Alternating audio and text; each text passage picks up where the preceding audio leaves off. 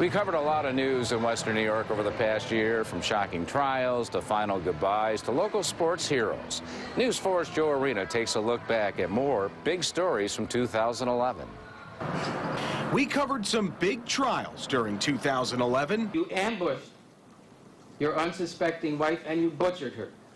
Self-defense? I don't think so. In January, Muzamil Hassan began his trial, charged with beheading his wife. The jury deliberated for less than an hour and found Hassan guilty of second-degree murder.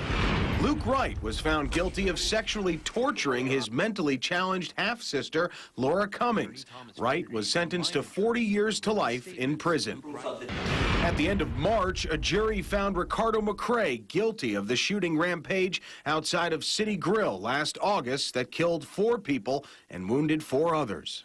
I looked outside the kitchen window, saw the roof to this barn. It looked white, and I was like, I think that's the neighbor's barn in our yard. In November, 2 EF2 tornadoes touched down on the southern tier, damaging homes and toppling power lines.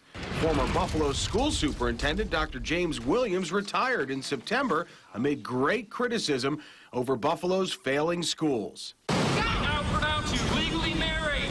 This year, Western New York made history when the first same-sex couple to say "I do" in New York said it right here in Niagara Falls.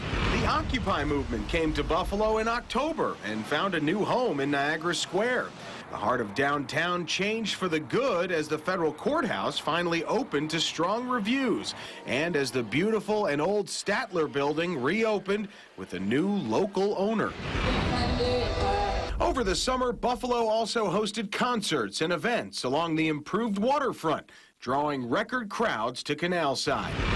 HSBC Bank shocked Western New York when it announced in May it was planning to downsize in North America. First Niagara Bank bought hundreds of HSBC Bank branches, and HSBC Arena became the first Niagara Center. I lost a good friend, and friends are hard to come by. And when a guy like Ken Ho comes around, you cherish it. We said goodbye to 2 of sports greats this year, Buffalo Bills legend Kent Hull and Buffalo Sabres French Connection member Rick Martin. Western New York also lost the community's only Nobel Prize winner, Herbert Hauptman. And we ended the year with what may be the biggest story of them all. In just 2.5 years, the families of Flight 3407 were able to accomplish what the government could not do in 2 decades, toughening the rules governing pilot fatigue. So this is what I could do for him. And I can make sure that somebody else doesn't have to do this again or go through this. Joe Arena, News 4 at 5:30.